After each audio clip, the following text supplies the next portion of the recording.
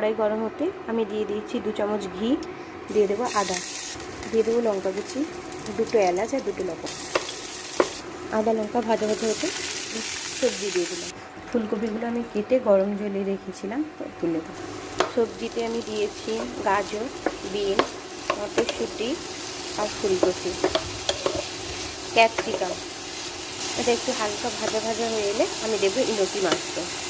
সবজিটা হালকা আমার ভাজা ভাজা হয়ে গেছে, এবার আমি দিয়ে দেবো মাছটা।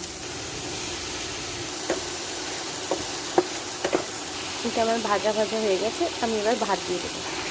এবার আমি এটা মিশিয়ে নেব। দিয়ে দেবো লবণ পরিমাণ মতো, একটু চিনি স্বাদের জন্য,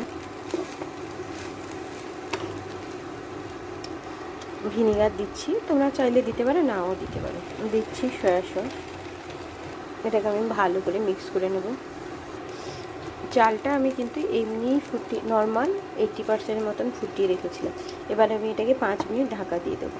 আমার গ্যাস কিন্তু কমানো আছে, 5 মিনিট ঢাকা দিলে এটা হয়ে যাবে।